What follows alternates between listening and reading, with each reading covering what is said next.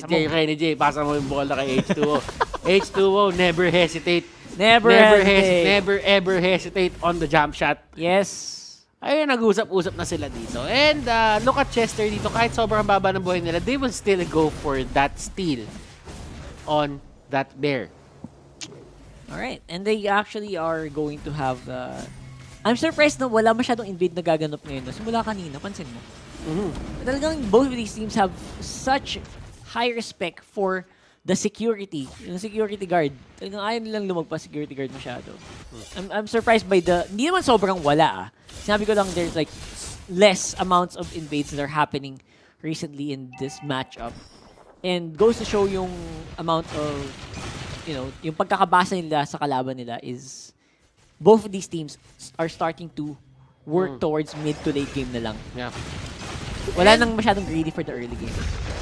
Alam mo yun, kumbaga, yung setup din kasi na NXP Solid dito, they can't really go in for game number 3 dun sa may area na yon for the blue buff. So right now, nahuli nila si Eson and this might be the first blood of the game. Tignan natin, MB is actually there. Flicker and catches Eson. Aqua as well. Pero tignan natin dito kung paano aalis si MB. The ultimate coming out from Aqua talagang pinofocus si MB. Oy! One more hit. That could be it. Full clip dito with the execute cleanup crew. Pumasok na lang siya. Nabunggo siya ni Yawi dito. Tempest of Blades. It's there. At mapupoke niya pa ng isang beses Chester. That is going to be your trade para dito. Akala ko takas na yun Actually, it looked like it was going to be an escape and full clip was going to be necessary to clean that up. Sabi kanina MB siguro, ganito mag first blood. Tas ang problema na counterplay lang. Pero again, it looks really good so far for both of these teams. I would say na yung Turtle is going to be the next... I think all into dapat for Blacklist. They need this Turtle either on... Oh my God. And they have the, they have the priority. They have the priority kasi may retry sila They have the better early game as well. Walang retry dito si H2O. Unlike dun sa mga former games, yung previous games na meron sila dito sa series na to. But let's talk about that later as Yawi is just tanking up everything. Tingnan natin kung sino nga ba makakuha neto. Will the retribution count? Yes, it will. Ultimate dito. Flowing blood. Kailan papasok? Hindi niya ipipilit. And that is going to be a win for the side of BLACKLIST International. Ayaw talaga. And to be honest, you hit it on the dot there. Yung power ng Blacklist on the early game is going to be on full clips retry, which is hindi naman basta-basta. Alam mo yung pag naka-purify si carry, it's not something you can use right away in battle, especially when taking those big objectives. So, ang plan nila dito, for NXP Solid to get objectives, they need to zone out. They need to win a team fight muna para mas konti yung magiging aagaw. Napaka-importante ng pick-off. Pick-off para sa for the side of NXP Solid. Pero, ngayon kasi, kung titignan nyo yung lineup nila, since wala silang retribution, they have no priority whatsoever doon sa may mga turtle, doon sa Lord as of now. Maybe later if they win fights, pero kasi retribution isn't really everything. Kumbaga, it just sets you up para doon sa mga certain fights na mangyayari pa sa mga susunod na, sabihin natin, sa mga susunod na oras ng game na to. Right now, 5 minutes into the game pa lang tayo. We only had our first turtle take dito for the side of BLACKLIST International. NXP Solid, they're really taking their time. Kumbaga kanina, aggressive talaga sila to take the fights dahil naka-lance. Ngayon naman, since nakakarry sila, pacing lang. Hindi pwedeng masyadong action. Hindi pwede. They need to slow down as much as possible. Pero looks like BLACKLIST naman gusto namang dumire-diretso sa labanan. With full clip getting another kill there. Orange and turtle buff on this link is just so good. Pero doon sa may baba, nakikita mo naman dito, nakaalis na si Edward agad-agad. And that is going to be the certain advantages of winning or having a better hero para doon sa isang side lane mo. Kumbaga, nagkakaroon siya ng priority din doon para i-take down yung turret. And right now, NXP Solid, may access na yung BLACKLIST International dito doon sa may purple buff area nila. That's right. And the buff's gonna be important, but ito ang mas importante. Itong turtle buff na to, pasok Chester into the Raging Sandstorm, not gonna be hitting anyone. Ang away ngayon is on! The turtle secured once more by full clip at ito na ang big team fight. Masakit sa likod si Aqua. And si Eso naman, hindi na kayang tiisin ang bawas din ng NXP dito. Lalaban at forward si Yawi. Disengage muna. For the meantime, it's a 1-for-1. Turtle on the side of Blacklist. Okay, good yung ginawa ng Blacklist International doon. Alam nila may priority sila, kaya pinilit nila yung pag-take ng Turtle na yon. Ang ginawang tama doon ng side ng NXP Solid is they take down full clip agad. So, ibig sabihin, yung Turtle buff, naglaho lang. Tama. So, hindi rin na-utilize yun totally. Ng So, Blacklist deny International. kumbaga. Deny. It was denied. Nakuha yung gold pero denied pa rin. Exactly. And top lane naman, makuha ng NXT Solid ang Torre. Pero lang laban, titignan natin kung sila pa rin ang makakuha. Pasok naman si Chester. Si Chester dito, siya ang naipit sa may gitna. Yawi dito, will he get caught out? Naklap yung gulong. Nakalap yung gulong. Nakalap yung gulong. Hindi, matibay na gulong yan. Matibay. Matibay na gulong yan. Hindi mapaplat ng basta-basta yan. Oo. And I think that's fine. Getting a tower is good, tas disengage. That's what NXP needs to do. Again, habang tumatagal to nang wala sila masyadong na-suffered na losses, hanggat di sila nawawalan ng Torre, okay si H2. Okay. Tatagal at lalakas tong carry na to. Kailangan lang, yung ibang miyembro din nila is kaya makipagsabayan mamaya. Diba? Kailangan hindi papers. Yun yung ginagawa dito ng NXP Solid. Kumbaga, sige, nananalo sila ng fights, nakakuha sila ng pick-offs, pero hindi nila nakukuha yung turrets natin dito sa may mid at sa may top basta-basta. So, there is time for NXP Solid to react. Katulad nga nung game number 2, sinabi natin na if nag-scale dito si Alice, magiging malaking problema yon sa side ng NXP Solid nung game number 2. Tama. Ganito din naman yung sitwasyon ngayon. If mag-scale tong Alice at nakuha niya yung souls na kailangan niya to get to 50 stacks, Nako, yun na yun. that is going to be the start ng pagkakaroon ng problema sa isang Alice dito. On the scale. Neson, hinahabol ng gulong na may tinik. Makakatakas ngayon, hindi. Full tip going on the chase though for carry. Temps of Blaze going out. And nahila silang lahat ni Kuya Aqua. Dexter very low as well. Pero si Tams, Pero si Tams nagtatrabaho sa baba. Ako po, hindi napapansin si Kuya Tams. Edward getting a lot of gold as well. Pero, maganda naman sa NXP. Ito yung sabi natin na condition para magkaroon sila objective after a team fight plus wala sa posisyon ang kalaban. Nakuha nila ngayon ang turtle. Okay. So, hindi yon totally on the side of Blacklist International lang kasi nakakuha sila That's ng turret sa may baba. Na-convert naman ng NXP Solid yon into that turtle. So, sabihin na lang natin, in terms of map control, I still favor the side of Blacklist International just because there is much room to move on. For NXP Solid naman dito, they can survive the next few fights na babato sa kanila ng Blacklist International. At least with H2O, with that turtle buff. At, di ba, Buhay pa yan. mabubuhay siya. Oo. At mabibigyan siya ng extra protection na kailangan niya. Yep, ang problema lang is Chester did go down here on the mid lane, so baka maging problema yun for later. Pero wala namang immediate threat mula sa Blacklist sa ngayon, so Okay ka hintayin lang. lang natin. Okay ka lang. Yeah. Hintayin lang natin kung may magagawa ba yung death ni Chester na yun. Oo, Kasi Blacklist right now, they're just taking it slow as So, well. ba, nagkakaroon din ng away dito. It is going to be the carry. Renegade dito, H2O is the target, and H2O Renegade ba? combination.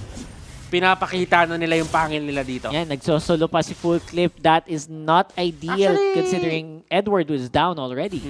Actually, hindi naman nagsulo si Full Clip. Nandun si Edward. Pero kasi at least nakahanap ng paraan dito para sagutan ni H2O yung Tams. Hindi siya kumbaga hindi siya yung tipong threat na threat talaga. May way para ma-shred, no? That's right. And speaking of shred, ito na yung bawa sa gitna ng labanan na gagawa ng Alice ni MB. Totoong-totoo na. And Aqua, hirap ding mag-survive dun. Sa labanan na yun, Yawi zoning everybody once more. Si Chester, pang follow-up sana. Pero hindi na daw muna kailangan for now. It's gonna be the back for Blacklist. At ang push naman para sa NXP. Tumi-team fight na dito yung NXP Solid. Kung ano na sila. They are, how do I say this? Confident? In a way, na kaya nila panalunin to. Tingnan mo kung paano nila binibigyan ng malaking problema dito. Yung side ng Blacklist International. H2O dito, hindi nila maabot totally to take him down. Yes, damage is there, pero kasi kinakapos. And H2O has finally joined the 100 kills club in the MPL PH Season 6. Yes, that's using Akari pa. Kailan tayo makasasali dyan? Pag Sa MPL nga, hindi tayo kasali sa pag esports. nakapaglaro na, oo. Someday. Wait for it. Wait for it, my friends. Kuya H2O, going for the chase onto Eson. Hurricane Dance, makakalagtas kaya? I don't think so.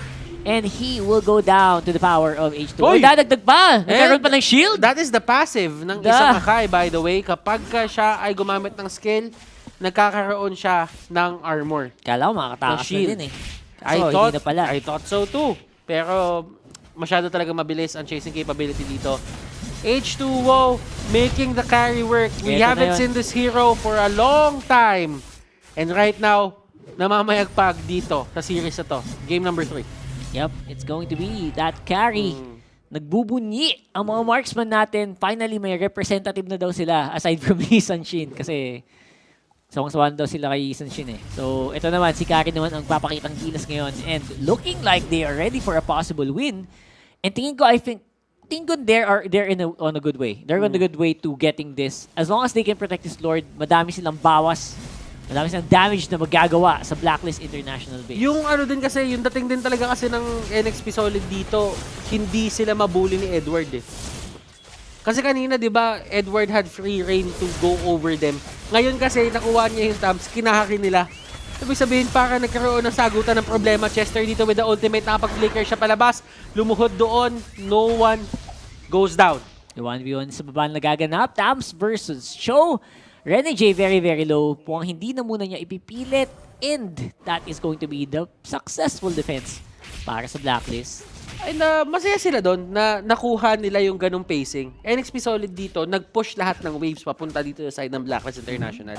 And that is a win in itself. Kung may na-takedown siguro isang turret, mas nanalo pa sana sila. But still, the fact remains na NXP Solid dito, they are just moving as if sa kanila yung buong mapa na to. Totoo yan. And that's just how you do it. That's just how you do. And moving around the map like this is indication na talagang malaki-laki na din yung lamang. Hindi lang sa control sa mapa, kundi pati na din sa gold. Although, it's only 4,000 gold, actually. 4,000 gold at 13 minutes, mukha siyang hindi malaki. Pero, since yung gold na yan is mga nasa hero na tulad ni Kari, sa H2O, kay H2O, it actually does make NXP more threatening. Mas nakakatakot silang tingnan. That is actually a good point, Rockhart. Still, Chester dito on the other hand. Nahuli na si Edward dito and he gets shredded off.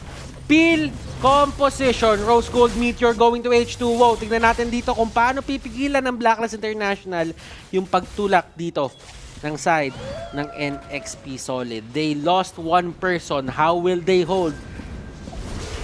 And look at this, MB going in with the ultimate. Tignan natin, Eson dito with Hurricane Dance.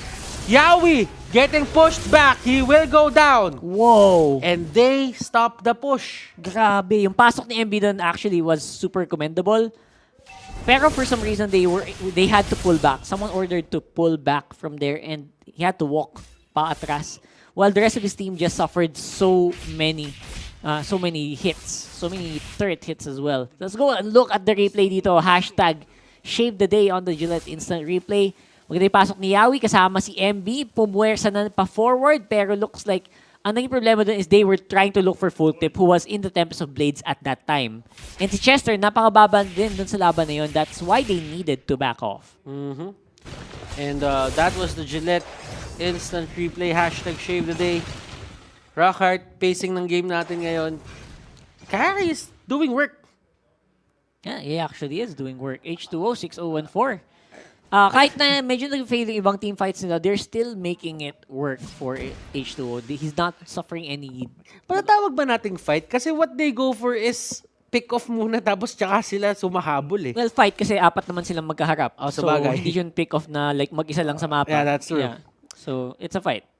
Overall, I think siguro they were happy with one kill, pero again, maybe they underestimated the power of Blacklist under the tower. Okay, totoo. And kahit si Popolan Kupa dito, nagkakaroon din ng problema yung alaga niya eh. Nasasaktan eh. Unless kontrolin mo talaga yan na hindi siya maabot ng carry, Masasaktan. Talagang mag-unload si mag-unload si H2O dyan And this is percent HP damage. So kahit gano'ng kataas yung HP niya, hindi siya ganun kasakit. Hindi siya ganun kakakunan. And kailangan pa rin nila mag-ingat dito. They still have the retribution onto the other side. Full clip dito. He is going in, trying to actually take down someone. MB dito will be the first one to go down. And look at this, Rene J going to the backlines. Aqua dito, iba yung nasipa ni Rene J. Pero sabi niya, kakayanin pa rin naman yan, pero he will actually go down. And that is a godlike for H2O. Nahuli nila dito si Edward tsaka si Eson.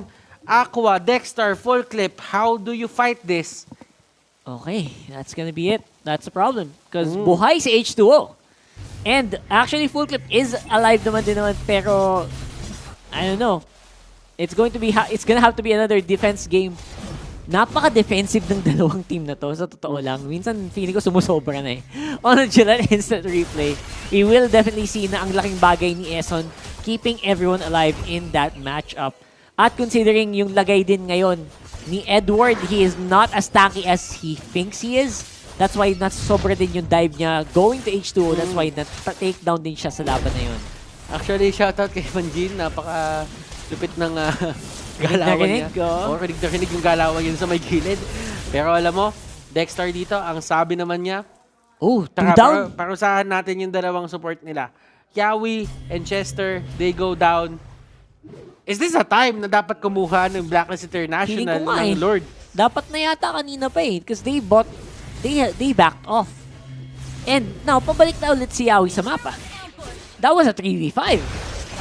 For a solid how many seconds? Meron silang ibang plano, Rockhart. They go in, 7-0-5 pa rin dito si Carry, H2O.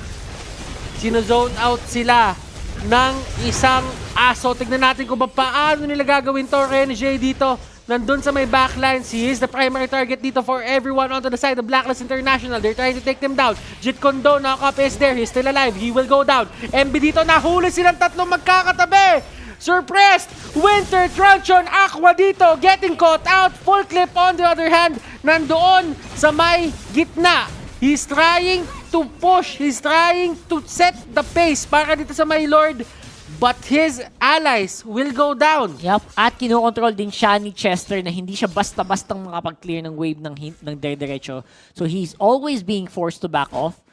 Now this Lord, walang kasamang pupush dun sa bot lane. And feeling ko that is a very good thing para sa NXP. They basically just nullified the Lord take by taking kills of their own after that team fight. So I'm very curious to see how fast NXP got that. And reset na naman tayo dahil longest games na reset na naman tayo. And yun yung naging tempo natin. Ito yung naging tema natin for the 2 games na meron tayo. Road to greatest games. And kung mabilis tong game 3 na to, anticlimactic yun. Sa bagay, nga. Napaka-weird naman nun. Parang minadali. Kung 12 minutes, tapos agad. Hindi! Sabi ni Ginoong Baltes, itodo na natin to. And it is happening. We are on the 20-minute mark almost. Oy, teka! Teka, grabe naman yun! And Raging Sandstorm palayo, pero nasunog na siya ni Edward with the Molten Sights. Tower goes down in mid, and they are now collapsing onto the middle of the pit. Nahuli nila si full clip dito, Rene J with the heads-up play. Aqua, kinakalmot-kalmot siya ni Iori dito sa may likod. Pero Eson, siya ang susunod na tutumba. Rene J talagang gustong-gusto niya dito makuha si Aqua. He will go down as well. Dexter dito, last target, final target for the side of Blacklist International. And they are going to march on. Nagmamadali dito yung mga members ng NXP Solid. This is the long march. This is the long march. Sige, sa inyo ang Lord, amin ang base. Sa inyo ang... Oh my goodness, NXP. Oh my God, sa NXP. haba-haba na nangyari, they return the favor. They win this series. 2-1. NXP Solid. Pangalawang beses sila nakita. They got over the hurdle. They are over the